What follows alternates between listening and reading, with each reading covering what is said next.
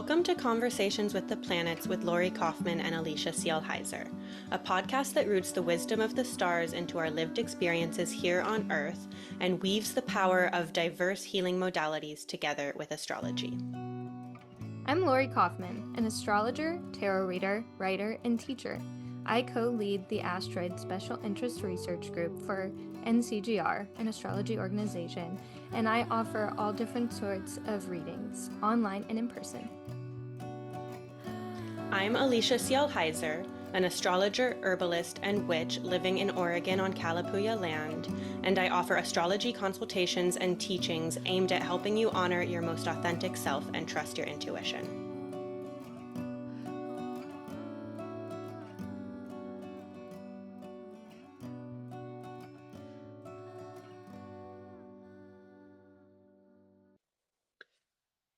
Hey everyone, and welcome back. Today, Lori and I are going to talk about the goddess Artemis and just generally about her mythology. We visited a few temples to Artemis in Greece this past September, and then also what it can mean to have her asteroid prominent in your chart.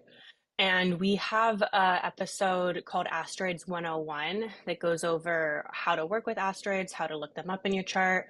So if working with asteroids is a new thing for you, maybe pause this video and go listen to that and come back. Although this video will also just have a lot of great info about Artemis if you aren't even interested in the asteroid, you just want to know about the goddess. But as far as working with asteroids, that is a resource that's available. And we're going to start off by reading an Orphic hymn to Artemis. But before we do that, just to quickly share kind of the main highest significations of Artemis. She is a virgin goddess who is the twin sister of Apollo, and she's a lunar goddess associated with the maiden phase in the Maiden Mother Crone trilogy. And she's the goddess of the hunt and wild places. She's a protector of young women, of women in childbirth and people in childbirth in general. She's associated with bears and stags and just wild frenzy. So do you have any other just like high level significations before we like do the Orphic hymn and then really dig into Artemis, Laurie? Yeah, I like to think about her as like untamed nature, Mm-hmm. almost just like this very like striking independence and like ruling over nature and like deer and animals and people and childbirth and yeah, all of the things that you said. Yeah, it makes me think I have this friend I met on the ski hill a few years ago who's just Hmm. rowdy and wild and is always like bushwhacking and just like out in the woods. And she describes herself as wild like the wilderness. And Yeah, I am just curious where Artemis is in her chart because I feel like that's a very Artemisian way to yeah, orient yourself. yeah, for sure. That's very cool. All right, so I'm gonna go ahead and read the Orphic hymn to Artemis. And if you don't work with Orphic hymns, they're a really great way to introduce like a little bit more magical orientation and to really invoke the Greek deities when you're working with them. Lori and I are going to have our friend on to talk about Orpheus and then dig into a little bit more about Orphism. I took a really great Yeah. class last year with Kristen Mathis all about the Orphics, and they were just a really cool mystery cult in the ancient Mediterranean world who influenced a lot of like Platonic theory and Hellenistic theory, which has influenced us now in the West. And it's cool to learn about the Orphics, but their hymns, that's just a great way to work with planetary magic if it's, Friday and you want to connect with Aphrodite. Reading the Orphic hymn to Aphrodite before you do any magic can be a great way to work with that, for example. And so, yeah, we're just going to read the Orphic hymn to Artemis to kind of get into her energetic space. And the version I'm reading from is Sarah Maestros's version. There's many different translations. What I like about Sarah's is it's not like trying to be super, super accurate. It's not that it's inaccurate, but it's not like an exact translation. She's made it very poetic and connected to modern life. Like in the Orphic Hymn to Yeah. Aphrodite, she talks about like drinking of our drinks and smoking of our bowls and like wild raves and just things that feel more relevant to us in the 21st century. So it's just like it's a really fun version of the translations to work with. So yeah. Hear me, O sovereign, fine scion of sky, maiden most holy, many named ally. Roar as a Titan when you pull back your bow, that crescent formed torch alight with moon glow. Uninitiated in childbirth, ever virgin remaining, Dictina midwife, take away labor's paining. Take off our bras and let down our hair. O lover of frenzy, shake off all care. When you head for the woods that wildest green, stalking your prey, ever silent, unseen. Fleet-footed night roamer, great lover of nature, you pour out your arrows, all gracious Savior. Famous straight shooter, you're butch as can be, wild, birth-bringing, tonic, and free. You mold boys into men and slay wild beasts. You're wild and free, with no need of priests. In your holy oak groves and mountainous crags, you run with the deer, bringing down the king stag. You haunt the deep wood with your dogs at your heel. Sidonian shape changer, O goddess ideal. Mistress and all queen, bringing beauty to birth. In splendor you bring forth the fruit of the earth. Liberator of initiates and ally to all, O golden-haired goddess, heed now our call. O goddess of mountains, grant health and fair peace, push ills off a cliff and freeze pain in your peaks. And that, the Orphic hymns are kind of a collection of a ton of different associations of the deities to really name and honor and invoke them when you're working with them. And two other really major significations associated with Artemis that hymn just reminded me of is she is a huntress and is Mhm. associated with having a bow and being an archer. And Yeah. she's also associated with dogs. So I'll add that to Yes. I mean, she has many associations, but as far as the Yeah. TLDR list that we had at the beginning, I'll definitely add those to that. Yeah, Yeah. absolutely. Yeah. So I'll go ahead. I have some images pulled up of Artemis, so I'll go ahead and share my screen while we talk about those just Yeah. to really get into that energetic space. So this is a vase or a vase painting of Artemis, and you can see she's got her bow. Um, yeah, so yeah, what's coming up for you about Artemis, Lori? Yeah. So Artemis the asteroid, to kind of dive into the astrology of it real quick.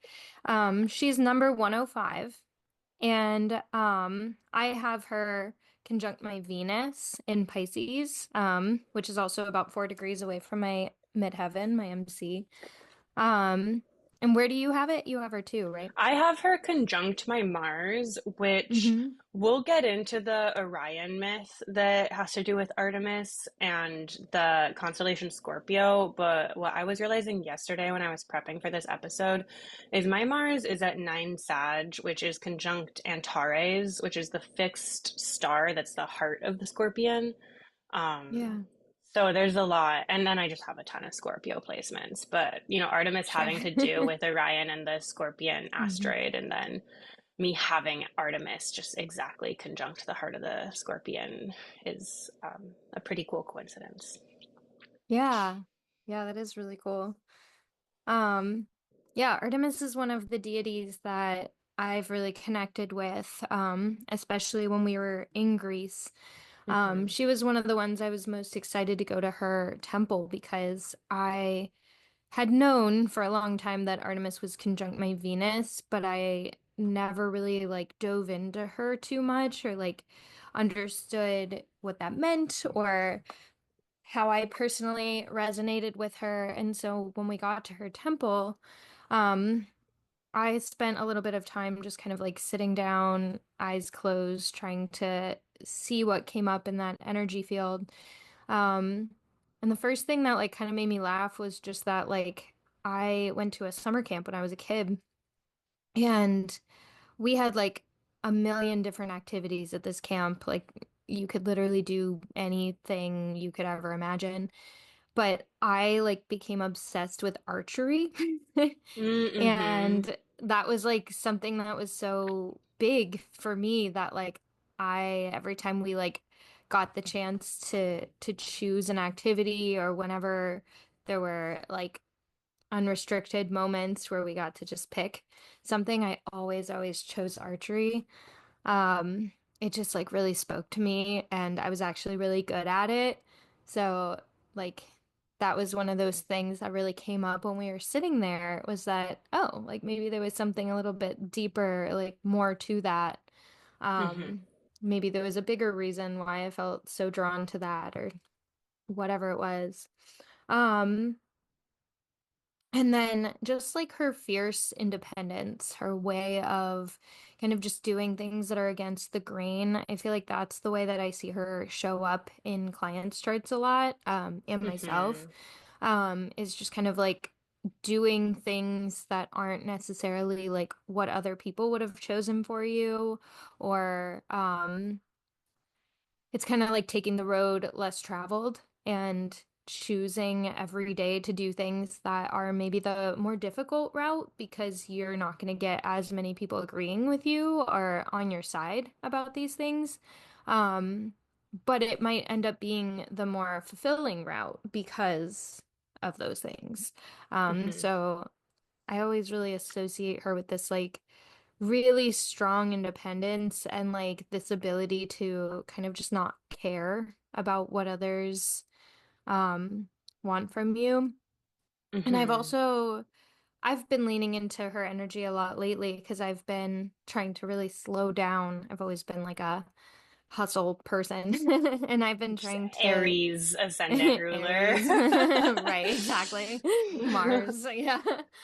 But I've been really trying to slow down lately, and what keeps coming to me is that like I want to spend more time in nature. I want to just like Hmm. take long walks in water or like see waterfalls or just like be in the just like be in the woods, like be in Wild these spaces. exactly. Yeah. And I was watching a video somebody made on TikTok about Artemis, and she made a joke that when she's speaking to you, you might feel called to wear loose clothing.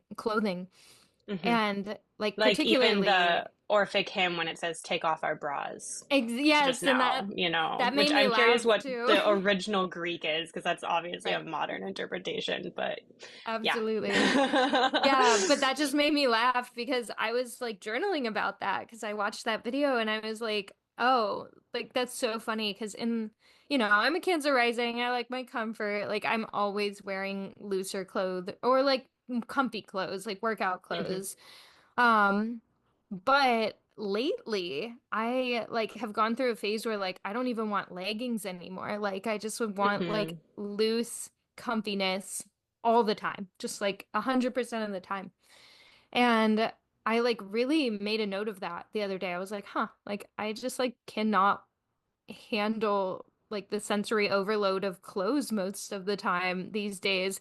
And then Hmm. watching that video, it was like, that's Artemis like reaching out to you. And I was like, oh, yeah, I could see that. I Like just this like, nope, not doing it anymore.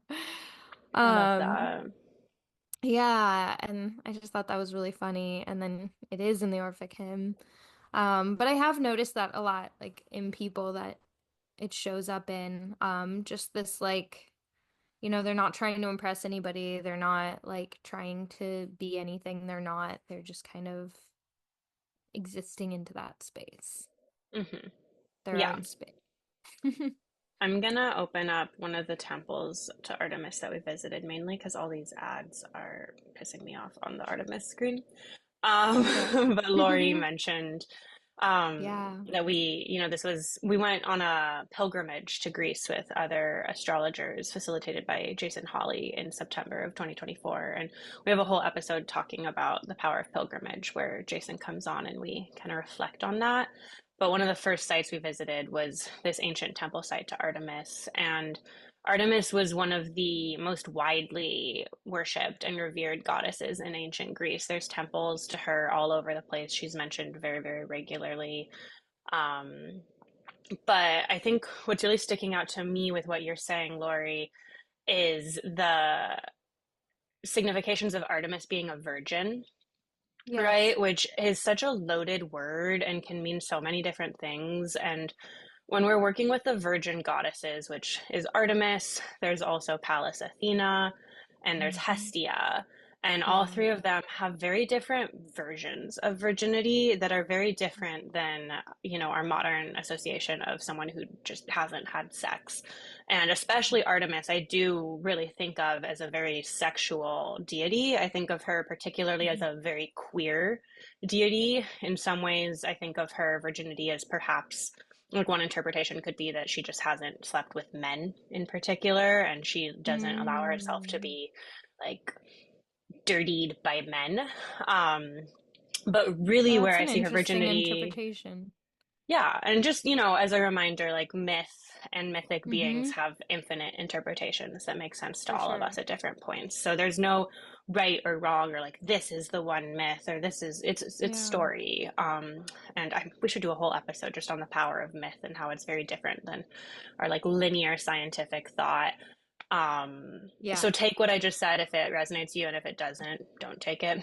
But where I really see her virginity coming through and connecting that back to what you were saying, Lori, and how it can really show up if you have Artemis prominent in your chart is like the virginity of belonging to yourself, right? And Right. of like paving your own way and making decisions for yourself. And Yeah. Artemis never belonged to anyone else. She always belonged to herself. And she's associated with this kind of eternal maiden phase of life, which could literally be someone who's a virgin or who's unmarried. But like, you could be like 70 years old with a very satisfying sex life and still feel like a maiden and have a prominent Artemis in your chart. And it's really just that like wild frenzy of belonging to yourself and Yeah. doing things for yourself that's sticking out to me with what you're saying, Lori.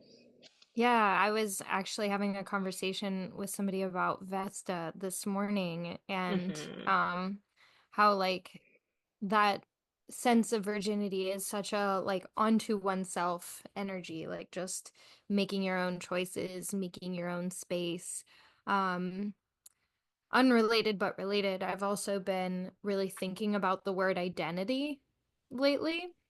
And just like how, this is a whole different rant and maybe could even be its own episode, but I just feel like society specifically like forces us to choose an identity. And something that I got really loud and clear when we were at the Artemis temple that I was actually just like rereading before we popped on here. I was rereading my journal that I brought to Greece. And I wrote this whole thing about identity and how, like, sometimes I particularly, but I've noticed this in so many other people too, um, we find something we care about and then we like wrap our identity around it. And then it's Mm. hard to let it go when it's no longer for us or we no longer like that thing or whatever, right?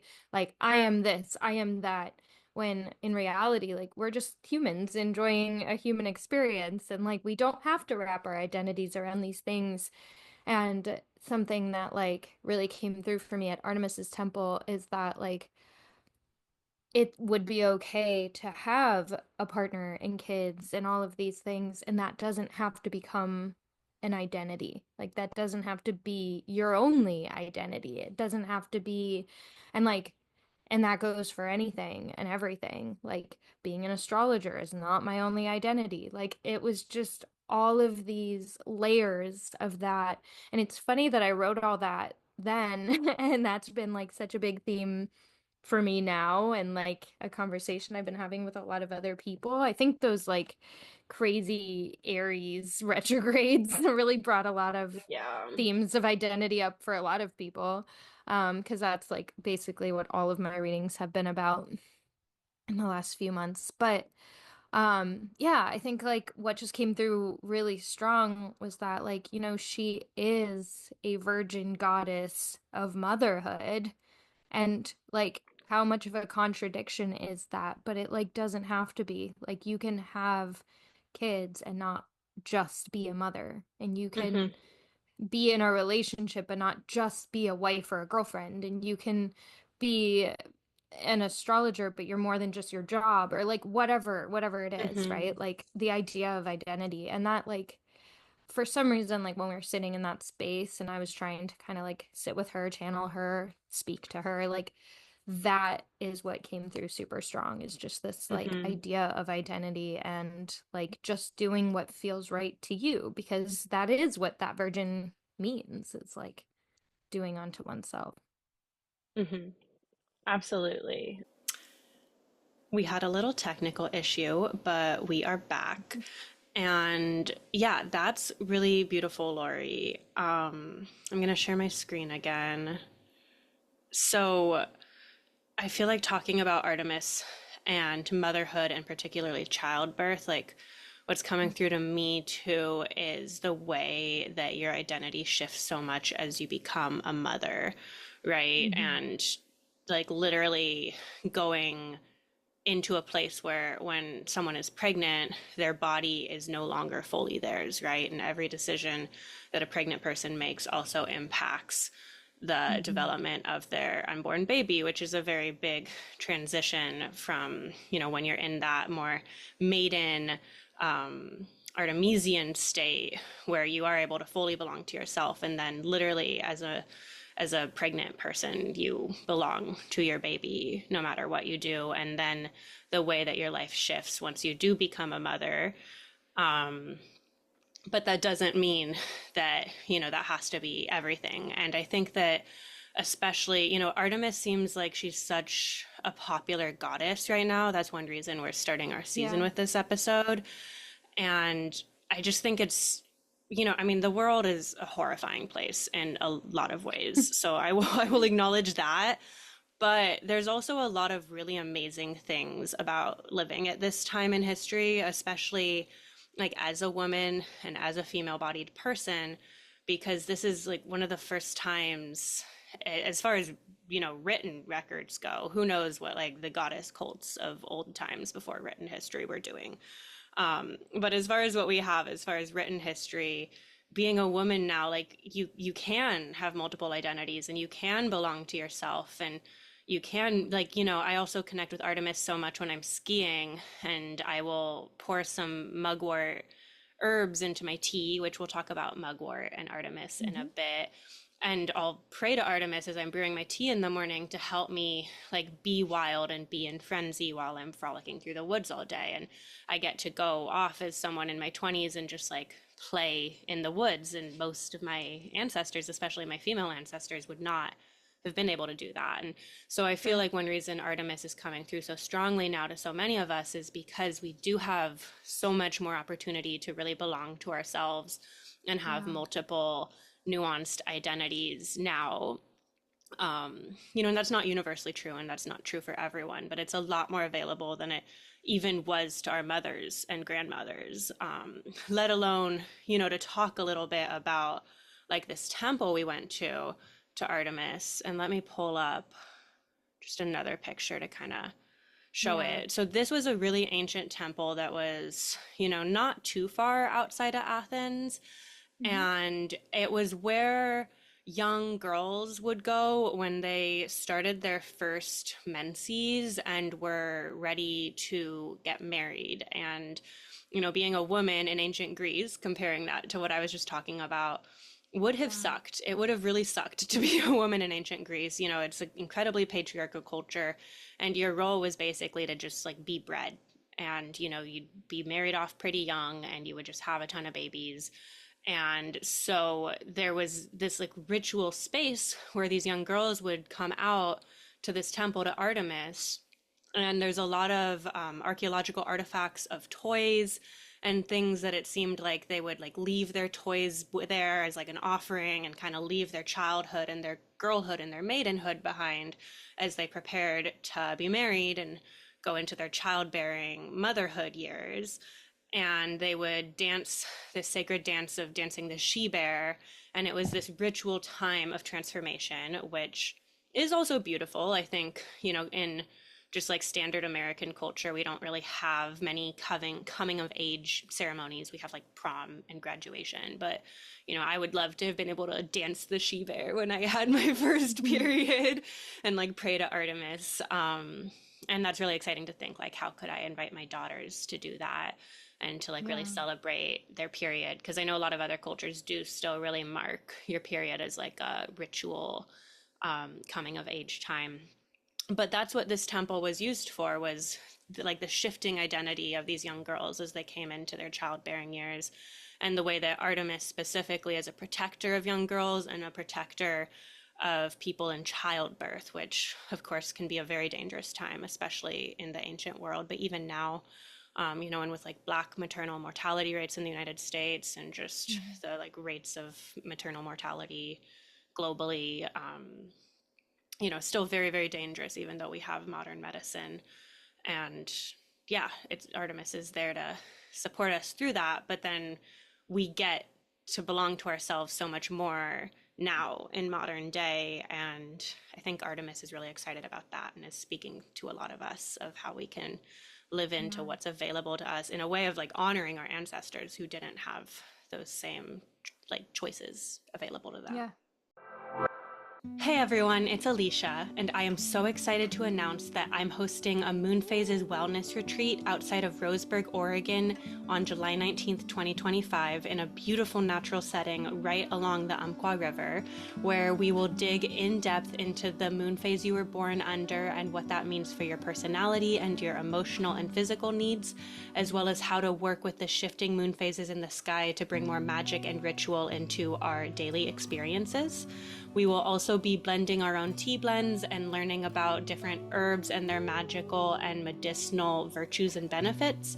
And there will be opportunities for yoga and ecstatic dance and journaling and engaging in group ritual. And so I really hope to see some of you there. All of the information for how to register is in the show notes down below.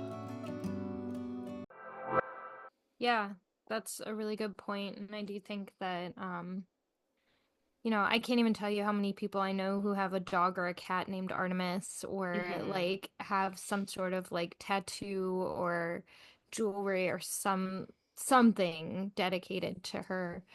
I just see I've been seeing more and more lately of like Artemis just popping up everywhere. Um, and I do think that's a big part of it too, is like women are finally having the ability to make choices and be in the relationships that they want to be in, not ones that they feel like they have to be in.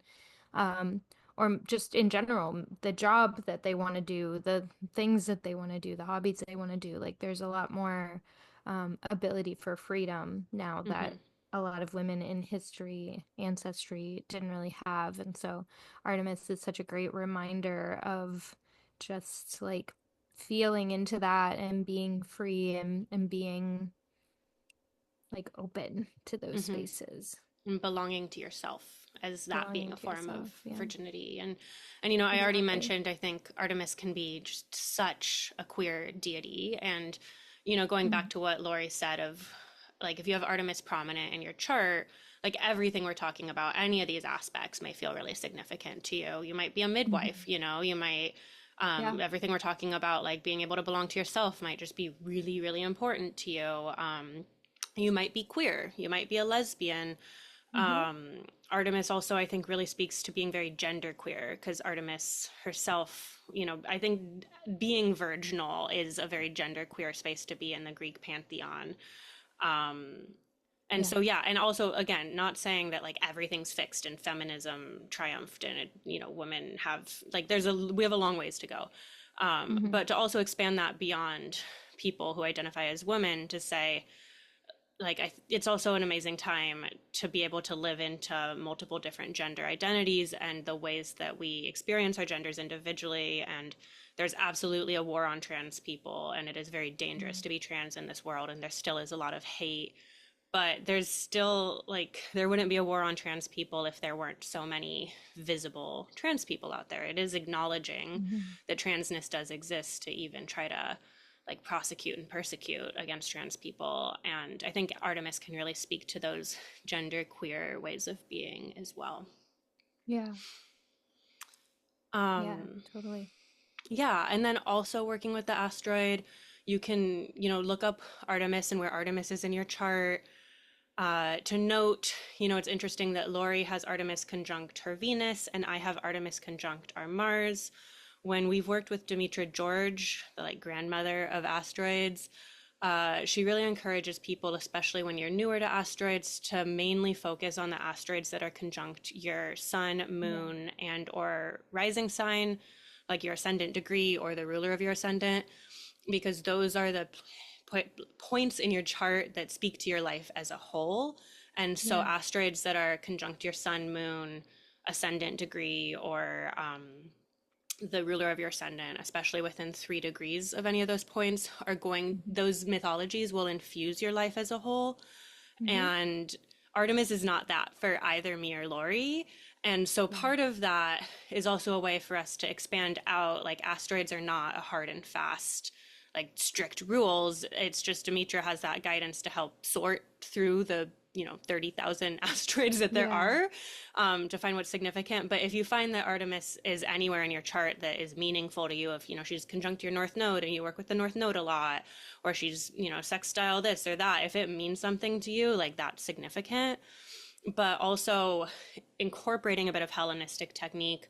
The way Yeah. I interpret Artemis conjunct my Mars is I really look at the houses that are ruled by Mars for I was me just in gonna my say that. chart, as far as my Scorpio and Aries houses.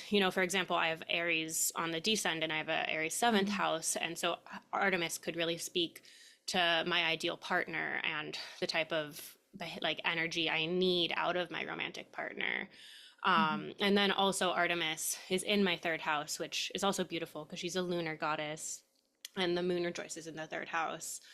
Um, and then Laura, you had texted me a really good example of Artemis being conjunct the ruler of your fourth, if you wanted to kind of share Yeah. that. Yeah, absolutely. So Venus rules my fourth and 11th houses. Um, and I have just been, well, Artemis has been really coming up for me really strong since we were in Greece. I've been sitting with her energy a lot, and I have felt like she, even though she's conjunct my Venus is conjunct my MC. So Venus has been a very important planet for me.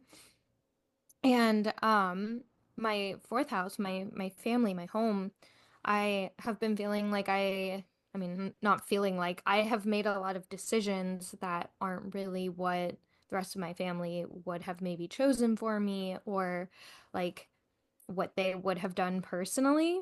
And so I've been having a lot of those conversations or like leaning into, well, what does this mean for me or what's going to be best for me, even though it's not necessarily what maybe what they want or what they would have chosen.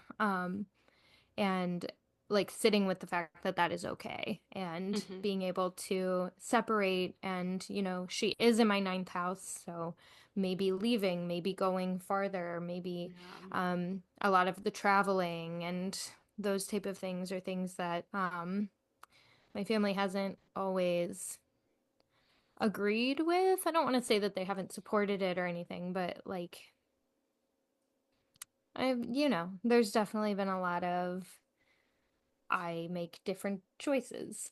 And I see it with my friends and stuff too. I definitely see it relate to my 11th With, house, but yeah. my my ruler of my ninth is also in my fourth, so I do have a mutual reception. That's just kind of like always tying those two houses together. Hmm. So that Yeah. one's always felt loud. Yeah, for sure. And Hmm. then also, another asteroid you can look up is Diana and see where Diana is in your Hmm. chart because Diana is the Roman equivalent of Artemis. And I've known Artemis was conjunct my Mars for a long time, but Hmm. in prepping for this episode, I looked up Diana. And so Artemis is exactly conjunct my Mars at 9 degrees Sagittarius. And then Diana is exactly conjunct my Jupiter at 16 degrees Oh, interesting. Sagittarius, which is just like so much archery theme as well with Yeah. Sag. And then I have Adonis on the ascendant. We did a whole episode about Adonis and like our asteroid underworlds stories if you want to go listen to that. But I'm like Lori too, where at camp I just loved archery, and I think bow hunting is like so cool as far as like a more respectable version of hunting, and very like Yeah. self-sufficient, intimate way. I'm like, maybe I need to actually. And then like last year my friend she got a bow and she started like practicing for bow hunting and like going to the archery range, and then I looked it up and she had Artemis conjunct her moon. I was like, yeah, That's so cute. big archery themes. But yeah, you Yeah. can look up Artemis and Diana both and see where they're located in your chart. Yeah. Yeah, I have Diana conjunct Artemis Oh, cute. too. Very cute. I wonder if they were Yeah. just like floating in the same sign for like the early 90s. Yeah, I was wondering that. She's number 78 if Okay. anybody wanted to I was go. gonna say that, and then I was like, I Yeah. don't want to give the wrong number. Um, Oh, but I yeah. remembered it. Um, Yeah. cool. So another thing, I'm an herbalist, and another thing that's so important about Artemis is she is very much associated with both illness and healing. And so, Artemis and Apollo are twins, and they were portrayed by in like ancient mythology as just up in the sky, just like flinging arrows of plague and Mhm. illness to Yep. humankind, and bringing plague and illness. And we're talking about Artemis in very positive ways, but like the Olympian gods are intense and they can be really Yeah. scary. They can be very vengeful. They can be very cruel. So that is something to also keep in mind. And we'll get into some Yeah. of the mythology of her in a bit, which will also speak to that. But, Yeah. it's like Artemis and Apollo are both associated with plague and illness as well as healing. And Artemis, especially in like the midwife, vibes, Yeah. she literally midwifed the birth of Apollo. Like she was born Yeah. first and then she And then helped, turned around. yeah, and helped Leto birth Apollo. Actually, I'll just tell that story right now because we're here. Yeah. Because uh so here's a vase with Apollo and Leto, their mother, and Artemis, with like a jaguar and I believe that's a stag. It looks like a stag. But so Artemis and Apollo are twins. Their mother is Leto, and their father is Zeus. And Hera is just very famously very vengeful towards the woman who bore Zeus's children. And so the entire time Leto was pregnant with Apollo and Artemis, Hera just tormented her and chased her from land to land and cursed her that she would not be able to give birth on still land. And so Leto finally was able to get to the floating island of Delos, and that is where she was able to birth Artemis and Apollo, Mhm. safe-ish from Hera. Well, because of that, Leto was like pretty alone in her birth. And so she has Artemis, and then immediately Artemis has to turn around and help birth her brother. And so that speaks to Artemis as a Yeah. midwife, Artemis as a helper to women and people in childbirth. And then, you need herbs and medicine to Yeah. effectively facilitate childbirth. And I mean, you don't need herbs and medicine, but they are quite helpful. They are Um, helpful. and so I pulled up some pictures because there's an entire genus of Artemisia plants. And actually, the herb school that I went to is Artemisia Academy out of Santa Barbara. It's an online school with Emily Watson, an That's amazing so third herbalist and house. teacher. So third house. Yeah, for sure. So if anyone's Perfect. looking to take herbal classes, I highly recommend Artemisia Academy, and Emily's whole school is like inspired by Artemis. But these Artemisia plants, one of the most famous of them is Mugwort, and I don't like that this is like for sale page, but the reason I picked this picture is because you can see how silvery um Artemisia and like Mugwort, and most of the Artemisia genuses tend to be, which in Yeah. our astrology and herbalism, like intro to planetary magic episode, we talk about Yeah. correspondences. The moon. And plants that have a silvery hue can absolutely be associated with the moon because the moon's color is silver. Um, Hmm. and, mugwort is an amazing plant for lucid dreaming and facilitating these like altered states of consciousness while you're sleeping. It's also just a really good sleep herb. If you're someone who struggles to settle down at night, having a cup of mugwort tea can be helpful, or mixing it in. I love mugwort and catnip together in particular. Um, Mugwort is also, it has a ton of associations with the womb. It can help bring on labor. It can help if you are having kind of a stagnant period or your period's a little late. It is an emmenagogue, so it can help stimulate menstrual bleeding, which also makes it unsafe if you are pregnant, unless you're working with a qualified like herbalist or midwife who knows how to safely work with mugwort. But it has a lot of like reproductive function associations, which are very Artemisian. It's good for the liver. It's just a very calming, nourishing plant. Yeah. And then we also have Artemisia absinthium, which is what absinthe is made out of, wormwood. And that also brings on like these lucid dream states. If you've ever drank some absinthe, it definitely Yeah. puts you in like a wonky Yeah. mindset. There's Sweet Annie, which I don't have a picture of, but that is particularly helpful for malaria. Hmm. So that's one to look into if you're in an area that has malaria or if you're traveling to an area with malaria. And then sagebrush as well is of the Artemisia variety, which you can really see how silvery it is. And Yeah. so, Artemis is just, she's a great healer. And so that can also, I have Artemis prominent in my chart and I'm an herbalist, right? So that can be another Yeah. way that Artemis can show up in your life if you do have a prominent Artemis. She's associated with, I think like herbal, like magic and herbal healing and more like folk healing as opposed to going to a doctor and having them pretend that they're an expert on your body when like obviously you're the Hmm. expert on your body because you're in your body.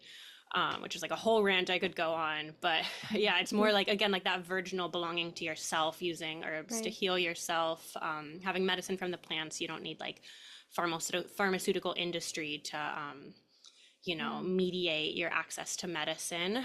Um, and then the last thing I'll say with all of that is when we went to this temple to Artemis, there were just so many incredible plants everywhere. And it was just, Yeah. like it was a pretty dry area where the temple was, but there was like Hmm. springs by the temple. I mean, that's probably one thing Yeah. Jason would always say is it's not the ruins, it's not the building, it's the place. And there's like a Right. significance of why this place was chosen to worship this deity. And I would imagine a big part of why this place was chosen for this particular Artemis temple was because of the springs and the prevalence of Mhm. healing herbs. And like I saw plantain and rosemary and just all these amazing herbs. And it was Yeah. just very, very lush. And that is very of the nature of Artemis as well, like those wild Yeah. medicines.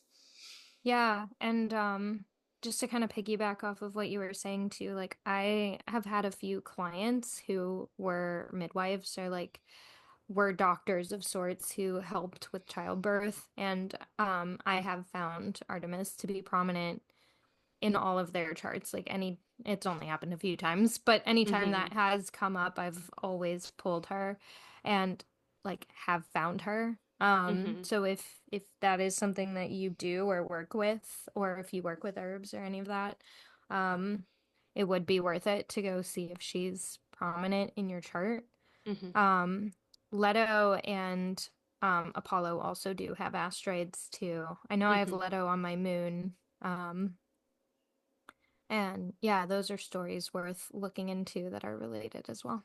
Mm-hmm. And if you find that you have multiple asteroids from the same like storyline Right. prominent in your chart, like I have a lot of underworld deities prominent in my chart and underworld like ways of being. Like I'm very I have a deep, close relationship with my ancestors. I just live in an underworld space a lot. I've lived in basements most of my life. Like if you Hmm. have like Leto and Apollo and Artemis or like Actaeon or Orion, if you have multiple like Callisto, multiple beings that show up in these myths with Artemis, if you have multiple of those in your chart, then it just really emphasizes that her mythology and her story are very, Yeah. very prominent in your life and your lived experience. Yeah. Um, yeah, and to just speak to a few more myths, we talked about the birth of Artemis. Um, my personal, just like favorite Greek myth is the death of Actaeon because I hate sexual harassment, as I'm sure most people do.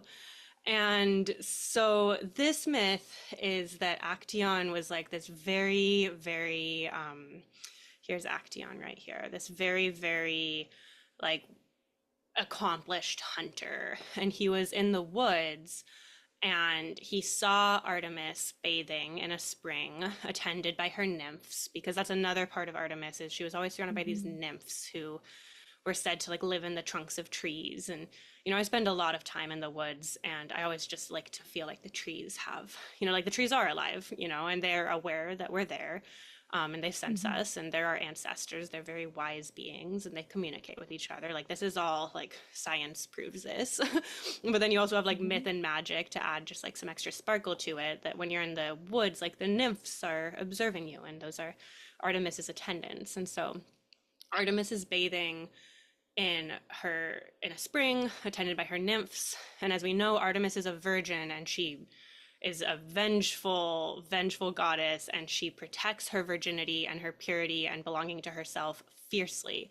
And so Actaeon spies on Artemis, and when Artemis catches him, she is so furious by his violation of her that she turns him into a stag and his dogs hunt and kill him, which I would just love to do to people who catcall and sexually abuse and Hmm. grope and assault and Yeah. do just horrible things to people. Like Artemis can definitely come in and be a protectress and help you heal from wounds related to sexual harassment and sexual assault as well. And yeah, so you can see Actaeon being, eaten by his dogs, and there's Artemis with her bow and her torch just observing, and Apollo and Zeus as well. And um, yeah, I don't know. I just think it's a great myth of Yeah. divine justice for harassers and abusers. And here's another depiction of the death of Actaeon as well.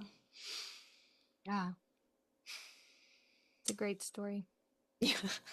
It Um, and is. then it's just so dark I also. know.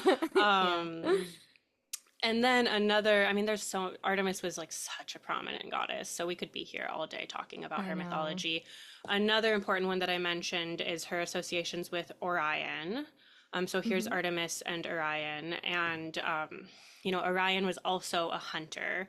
And Yeah. this is a good example of how there's like multiple versions of myths and none are Hmm. right or wrong. And you can just kind of pick up what storylines feel resonant to you. And some might feel resonant to you in this moment. And if you revisit this myth in 5 years, maybe different parts would feel resonant. Because in some of the storylines, Orion was Artemis's companion and friend, and in others, Artemis is the one who actually kills him.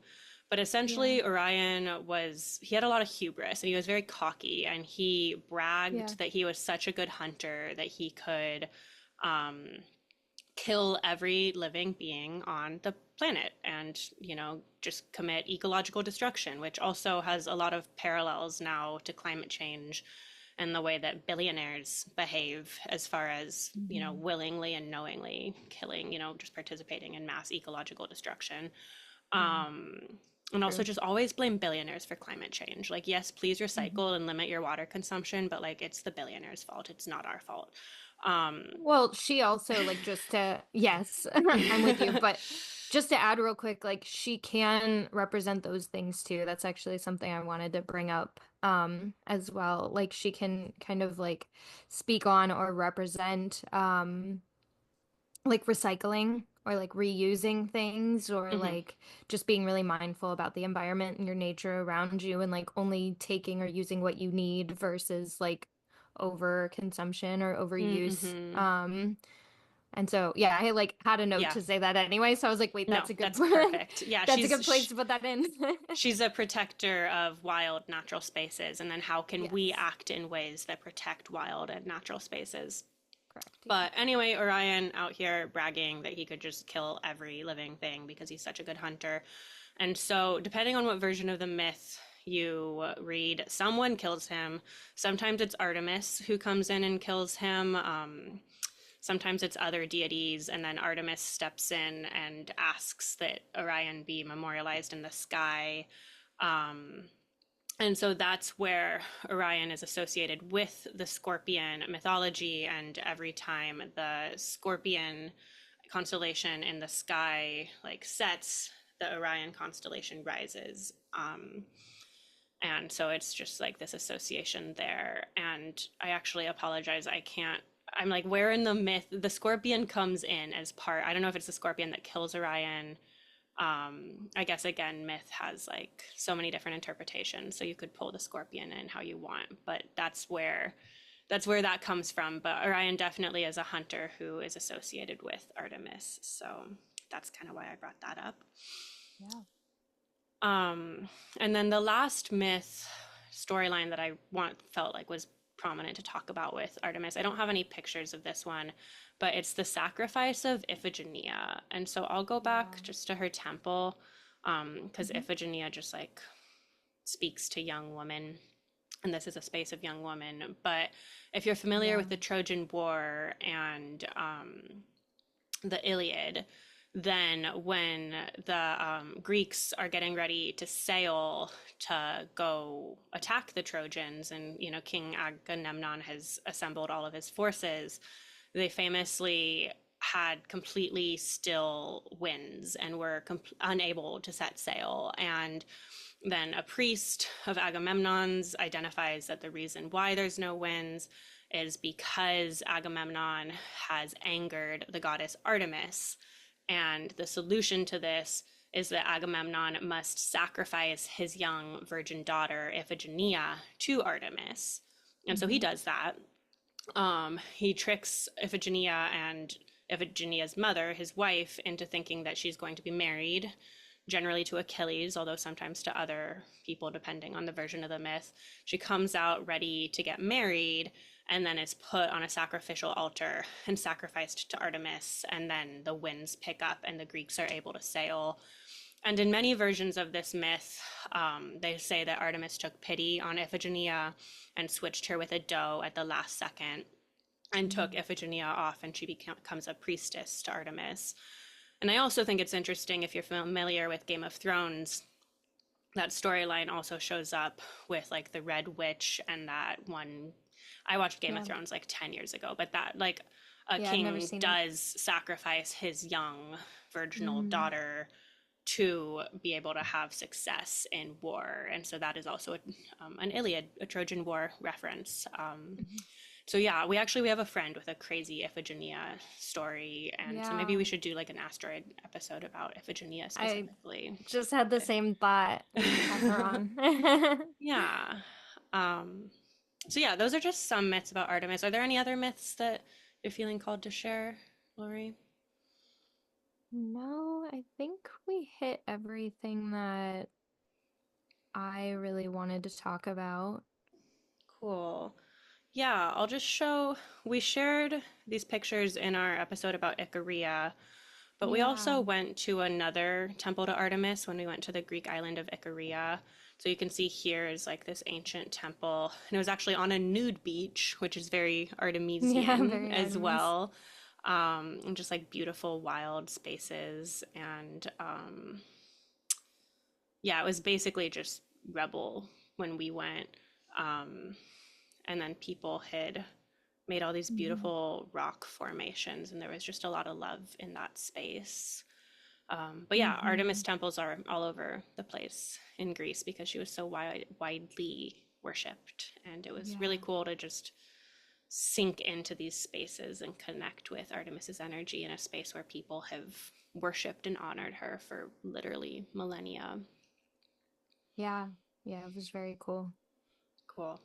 Well, I just wanted to wrap up by quickly reading a Homeric hymn to Artemis. And this version is a translation by Athanasakis. I'm sorry if I pronounced that wrong, but he's Greek. And so he's another, he's translated the Orphic hymns as well. And so that's another translator if you want kind of more like a true to the language translation.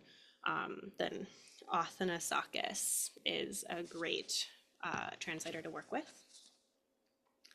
I sing of Artemis of the golden shafts, the modest maiden who loves the din of the hunt and shoots volleys of arrows at stags.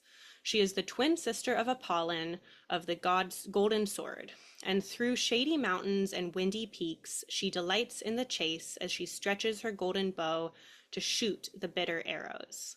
The crests of tall mountains tremble, and the thick shaded forest resounds dreadfully with the cries of beasts, while the earth and the deep teeming with fish shudder. Hers is a mighty heart, and she roams all over, destroying the brood of wild beasts. But when the arrow-pouring goddess who spots the wild beasts has taken her pleasure and delighted her mind, after slacking the well-taught bow, she comes to the great house of her dear brother, Phoebus Apollon, at the rich district of Delphi, to set up the beautiful dance of the Muses and the Graces. There she hangs her resilient bow and her quiver, and, wearing her graceful jewelry, she leads them into dance. Divine is the sound they utter as they sing of how fair-ankled Leto gave birth to children, who among the gods are by far the best in deed and counsel. Hail, children of Zeus and lovely-haired Leto! I shall remember you and another song as well.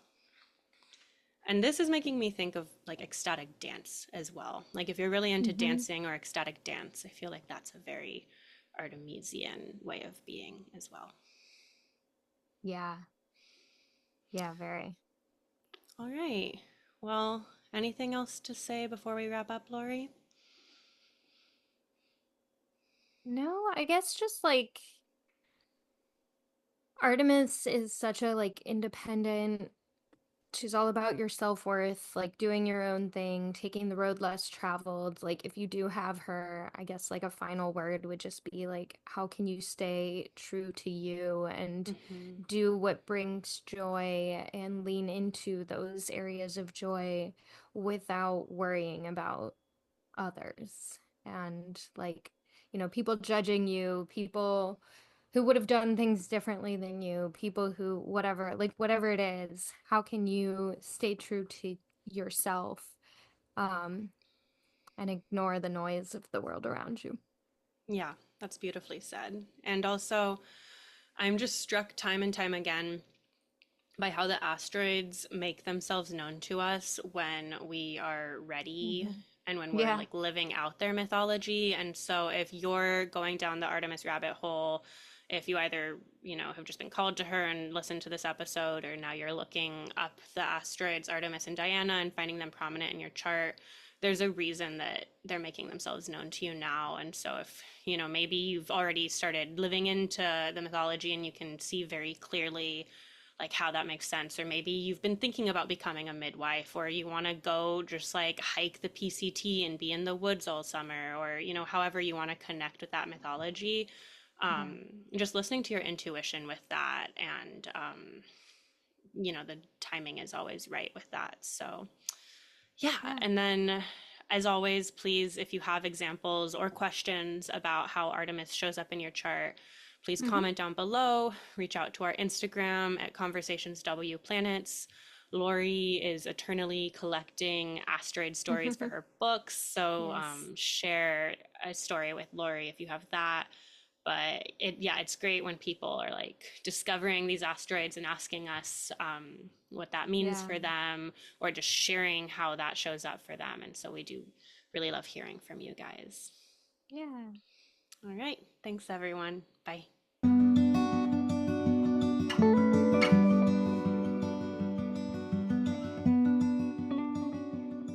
Thank you so much for joining us today. If you have any personal stories to share or thoughts and reflections about what we discussed in this episode, please comment down below or reach out to us on Instagram. And please come follow us on Instagram at ConversationsWPlanets, where we share forecasts and updates about the astrological movements happening in the sky, as well as updates about our episodes. The link to our Instagram is in the show notes down below.